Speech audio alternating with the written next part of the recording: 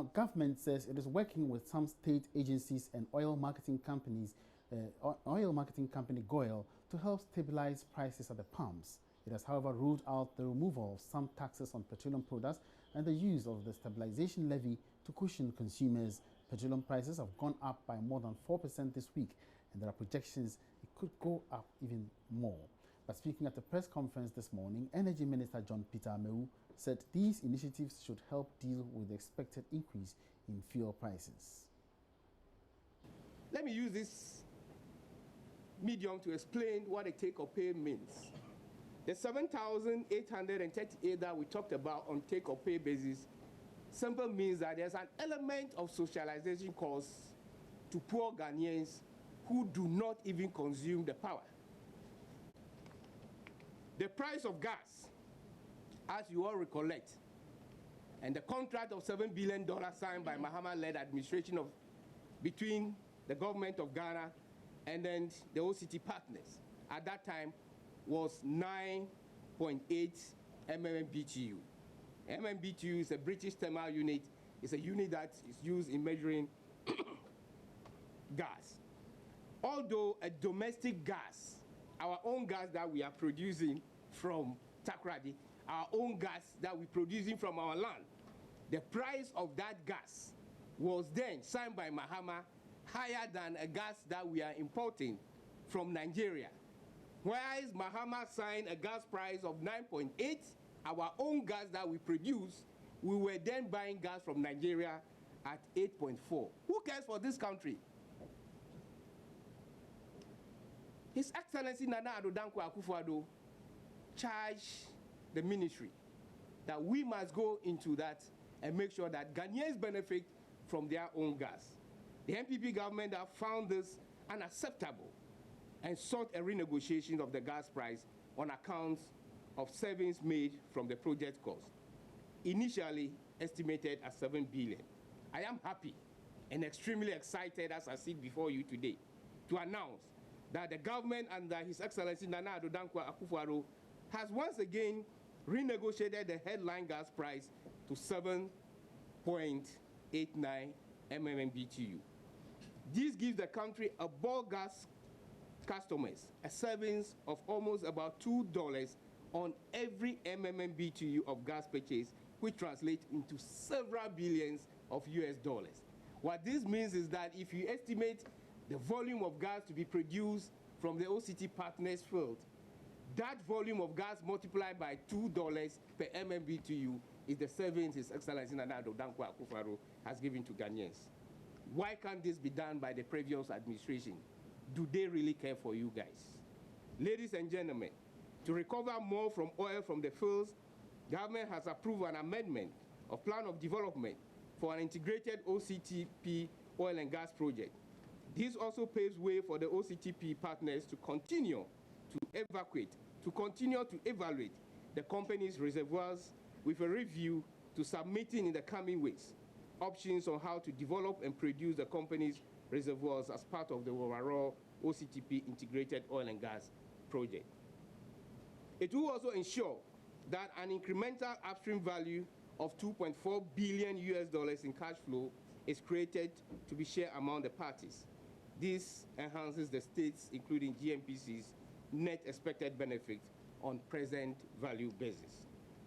Also, since the original plan of development was based on 2010 data, which may have resulted in less than expected oil recovery rate, the partners have committed to use an updated reservoir model based on a new seismic data acquired in 2016-2017, and more extensive production data in activities under an amended POD.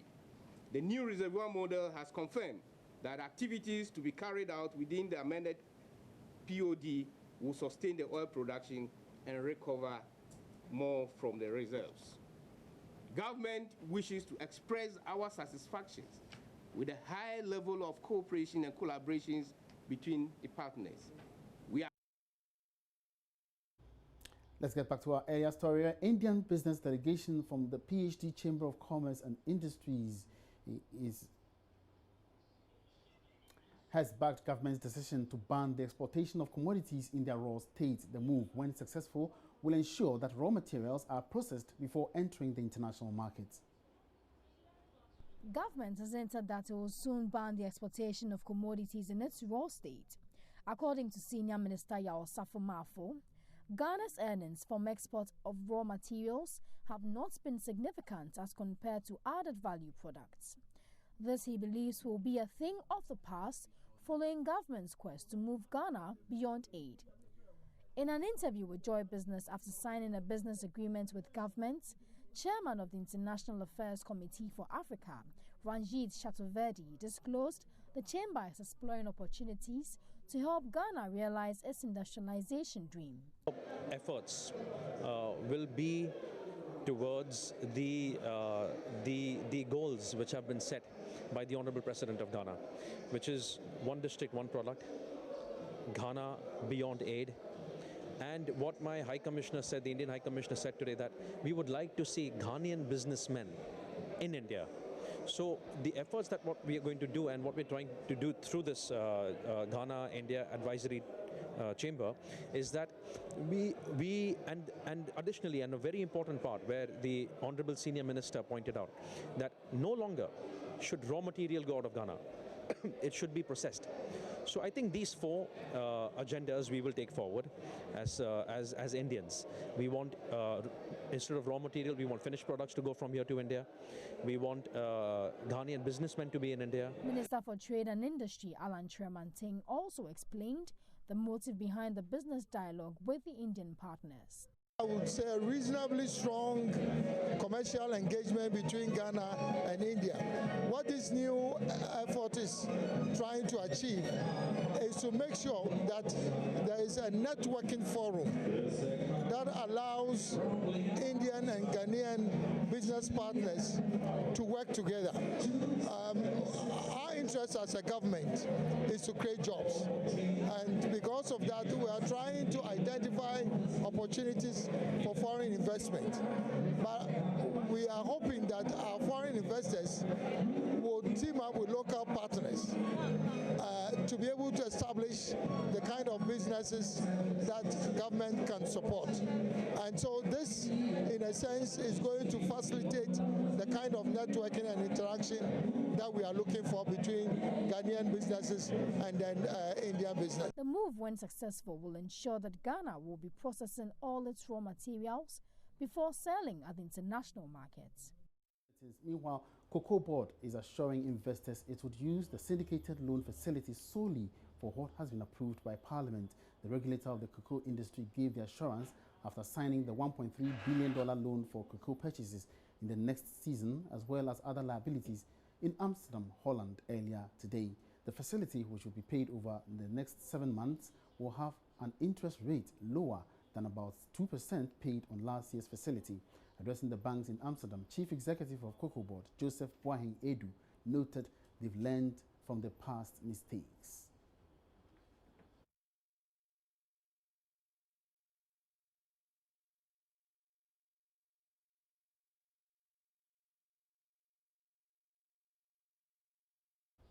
I want to take a short break here. We'll be right back after this.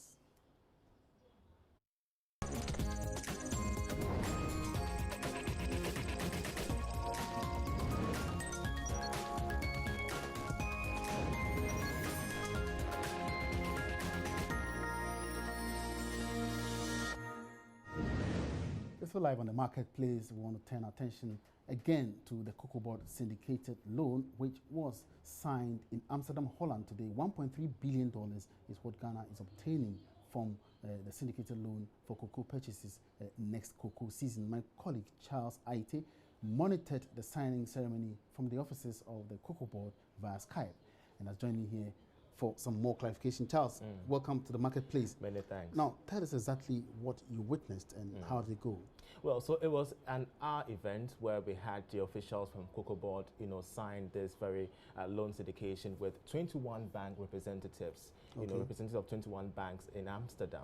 And it's all about the entire move to beef up the cocoa industry and, of course, you know, shore up the number of, you know, cocoa beans that we produce each and every year. So, the CEO was talking about increasing it from even 900,000 metric tons a year to beyond that by 1 million by 2020.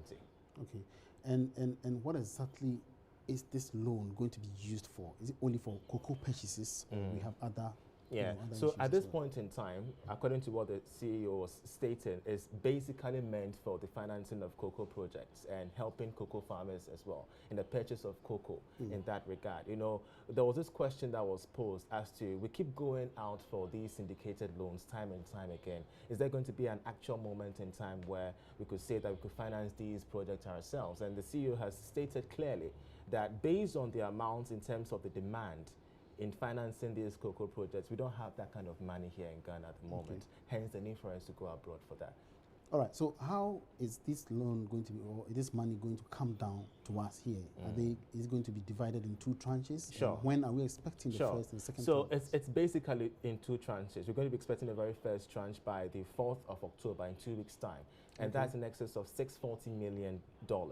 And after that, we should be receiving the last one by November 2nd or 3rd this very year. That's going to be the remainder of you know, the rest of the syndicated loan. But you know, it's the interest rate as well has come in play. We've been having questions regarding that, and the CEO has stated that if you look at the margins from last year till now, it's been reducing marginally. You know, last year was somewhere between 6.7, and they had to negotiate to bring it down to 6%.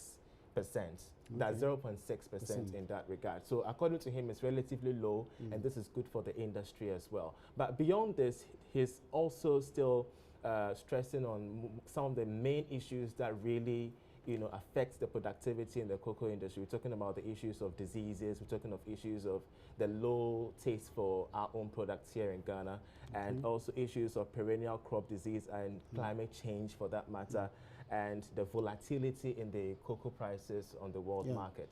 And that brings me to my next question. What about the old and diseased cocoa trees? Sometime by Cocoa Board decided to cut these trees down. Did it come up at the signing ceremony? Absolutely, it did come up. And one of the key concerns, once again, was the issue of financing. Because according to the CEO, if we are to cut down on all these old trees across the country, we're not just going to be losing. But it's going to impact the final cost of production and, of course, increase their expenditure as well. So they're kind of in a fix at this moment, whether they should cut it or they should maintain it and just prune the areas that have been affected and, you know, affect some other agricultural processes. But as it stands now, Cocoa Board is kind of on a balance when it comes to whether or not they have to cut down these old trees or maintain them for future maintenance. What else do you have to know finally before you go? Finally, I think one thing that we're also gathering is that there's going to be an expenditure program by Cocoa Board to manage the finances of this syndicated loan. We always do hear about the syndicated loan, but we just don't know how the entire process is going to be in terms of the financing and the issuance of value for money. So there has been this assurance from the CEO that, you know, from the 4th of October, in 2 weeks' time, when the first tranche hits Ghana, we're going to be having an expenditure program where all stakeholders, all 21 banks, are going to come, sit together, and plan the best ways by which we could roll out this, you know, syndicated loan so that they could be able to pay in 7 months' time. All right, thank you very much, Charles Aite, for that update. And Charles Aite bringing us up to speed with the signing of the syndicated loan, which took place in Amsterdam, Holland this morning. Moving away from that, the Precious Minerals Marketing Company, PMMC, and UK gold trading firm Bird & Co. have signed an agreement to help test the purity of gold exported from Ghana. The £20 million deal is expected to help improve the quality of Ghana's gold on the international markets. Leonard Bird is the executive director of Bird & Co. We have the technology. So when they came and they explained what they were trying to achieve and how they wanted to help also GRI and the Minister of Finance to improve their revenue, I thought that it was a very interesting project, very worth it to bring our expertise, our know-how, transfer the technology, and bring some transparency in the gold industry in Ghana. So more of like upgrading the standards. So when it comes to measuring of gold, is that what you're going to do? Yes. gold comes off the ground. It's alluvial or hard rock. And that has a concentration of 92, 93, 94.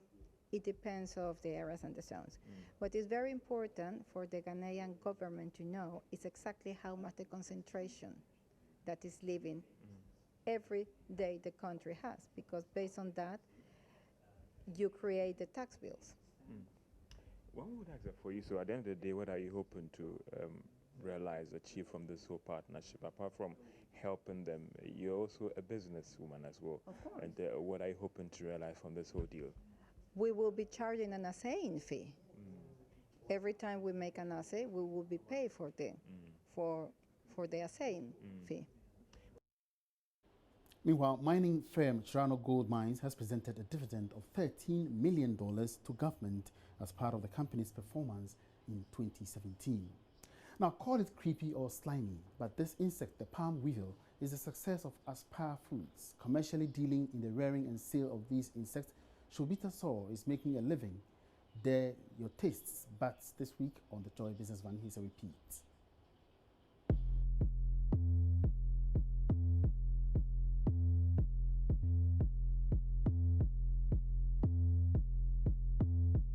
After graduating from law school, one would have expected a young Canadian lady to enter her country's lucrative legal environment to practice. However, this 29-year-old rather chose an unusual path, feeding and breeding palm weevil larvae known as akokno among Akans in Ghana.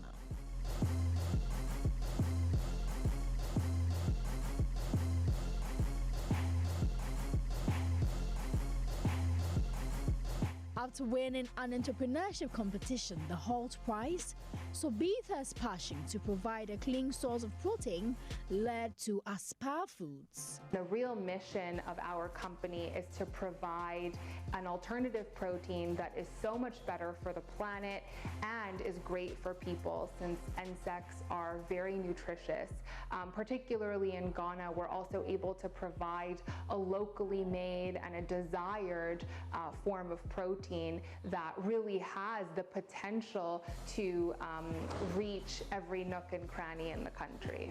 With one branch in the US and another here in Ghana at the Kwame Nkrumah University of Science and Technology, Aspire Foods cultivates the palm weevil larva, a popular source of protein known in Akan as akokno. Research technician Nathaniel Sampson explains better. In here, we start with the mating of a male and a female. And then this male and a female, they mate, give eggs, the eggs hatch, and then we give them agricultural byproducts. But everything we use here as feed is coming from agricultural byproducts. Nothing here is chemical. Everything is organic.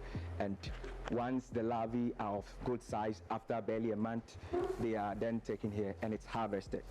With this farm made up with covered plastic bowls, Sobitha Saw and her team are able to produce about 100 kilos in a season. This, however, leaves her with the challenge of dealing with so much fresh larvae. Our biggest challenge currently revolves around logistics and supply chain here in Ghana.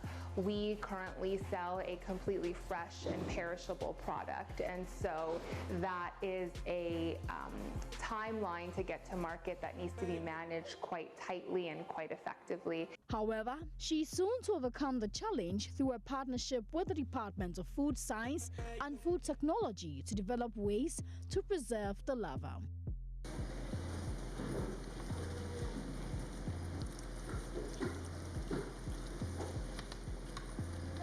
We're also looking at other forms of processing, such as drying it or adding it to other foods. So the possibilities are really endless when it comes to edible insects and the ways that we can have it be available for people because it is so nutritious. Sobitha had little doubts about her business venture as she knew the demand for protein would be high. All right, so it's a wrap for the marketplace today. But just before we go, the JoyNews Western World Habitat Fair is here. It's kickstarting tomorrow, Friday, the 21st of September, and ending on the 23rd of September. The time to to look out for the homes that you deserve. My name is Emmanuel Abuaji. We have many thanks for watching, and do join me again same time next Monday for more interesting developments in the world of business. Have a good afternoon.